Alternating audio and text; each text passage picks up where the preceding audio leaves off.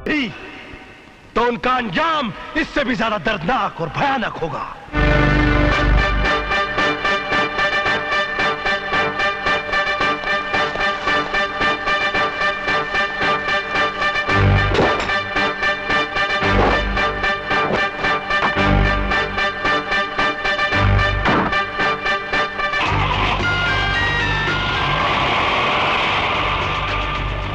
मैं यहां पर नया आया हूं।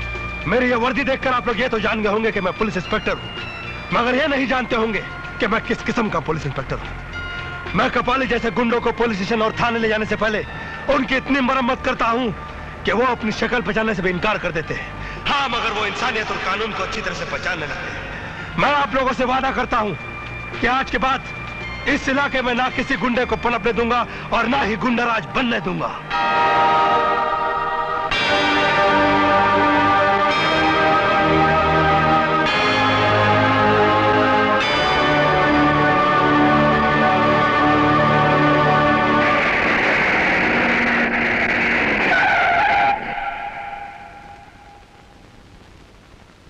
गुस्से में आदमी की जबान और हाथ ज्यादा चलने लगते हैं और आंखें बंद हो जाती हैं। मिस्टर सिद्धांत के साथ शायद यही हुआ। यस सर, शायद यही वजह है कि इसने कपाली को इतना मारा कि वो बोलने के लायक भी नहीं रहा। सर, उसके जरिए हम दूसरे मुजरिम को आसानी से पकड़ सकते थे। मिस्टर सिद्धांत को इतने गुस्से में नहीं आना चाहिए था। हाँ, ये सच कहते हैं। तो क्या करता मैं? आप ही लोग बताइए, क्या करता मैं? जब शहर की तकदीर हरामी हो जाती है तब कपाली जैसा एक हराम ज्यादा पैदा होता है। वो पुलिस लॉकअप से कुंजी नहीं, हम पुलिस वालों की मर्दानगी उठाकर ले गया था। उसने एक जर्नलिस्ट का नहीं, एक आवाज, एक इनकलाब का खून कर दिया था। और जिस बुरी तरीके से उसने हमारे एक पुलिस इंस्पेक्टर को बीच सड़क पर मारा, उस गली के कुत्ते भी यह सोचकर खुश होते होंगे कि उनकी जिंदगी हम पुलिस वालों से तो अच्छी है। सर, कपाली की गुनाह इतनी भयानक है कि अगर किसी पुलिस वाले को उस पर गुस्सा नहीं आता तो यह समझा जाए कि वो इम्तिहान देकर वर्दी का हकदार तो बन गया है, मगर वर्दी का सच्चा वफादार नहीं। ये सच है सर, हालात कभी ऐसे भी हो जाते हैं कि गुस्सा आ जाए, मगर ये भी सच है मिस्टर सिद्धांत कि अगर तुम अपने गुस्से को काबू में रख लेते तो वो कम से कम बयान देने लायक तो रह जाता। सर, मैंने अपने गुस्से को काबू में रखा था, इसलिए वो कम से कम जिंदा रहने के लायक जरूर है। The meeting is over.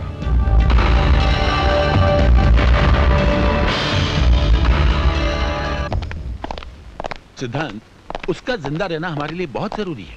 Sir, hospital में कपाली के चारों तरफ और भी सख्त पहरा लगा दो। सर। और हाँ, डॉक्टर से कहना जैसे ही वो होश में आए फौरन तुम्हें फोन करें। Yes sir. Good luck. Sir, college में बहुत बड़ा हंगामा हो गया है।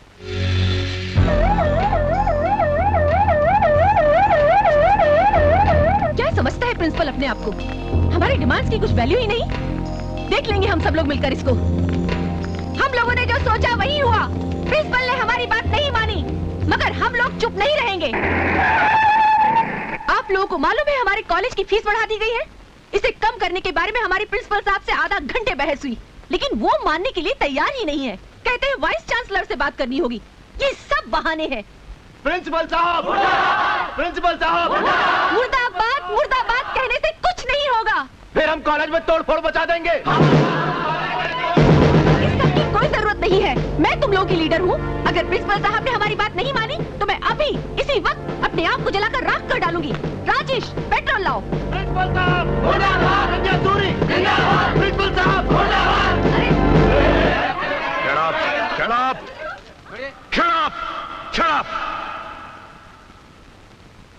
कॉलेज की फीस क्या थोड़ी बढ़ गई?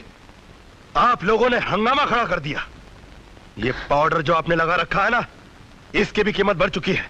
ये लिपस्टिक जो आपने पोत रखी है ना, इसकी भी कीमत बढ़ चुकी है। तब हंगामा क्यों नहीं खड़ा किया आप लोगों ने?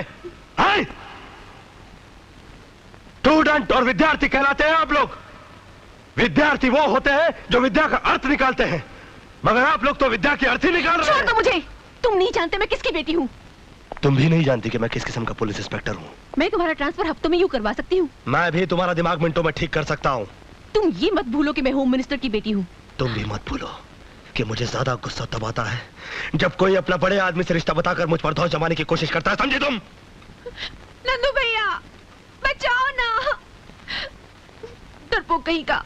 आया माँ। अरे सिद्धांत ये क्या कर रहा है? छोड़ दे इसे। अरे नारायण नारायण नारायण, भाई बहन के बीच में महाभारत या हैरत। अरे मैं कहती हूँ छोड़ दे इसे।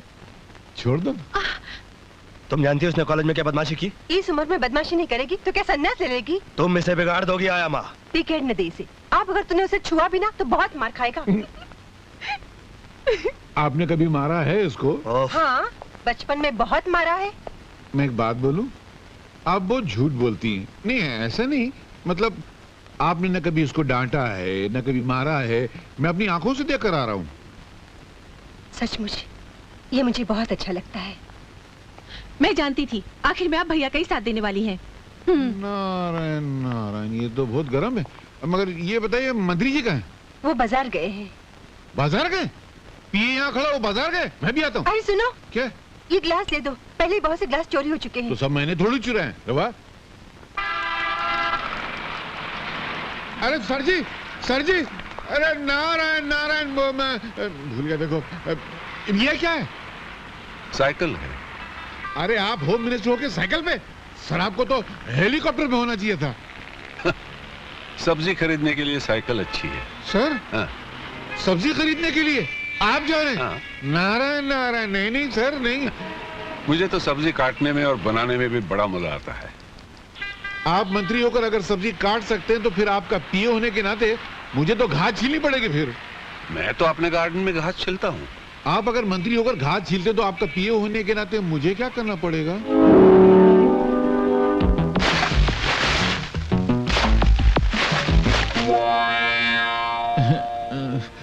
क्या सर, आपका पीए बनने में कितना खुश हुआ था। मैं समझा था कि मैं कैश कमाऊंगा, ऐश में रहूंगा। आपका पीए तो बन गया, मगर लगता है बिना खाए पिए ही मर जाऊंगा। सर थोड़ा कमाना था ना सर। ईमानदारी से जीना सीखो, उससे अगर कुछ बनता नहीं तो बिगड़ता तो नहीं ना।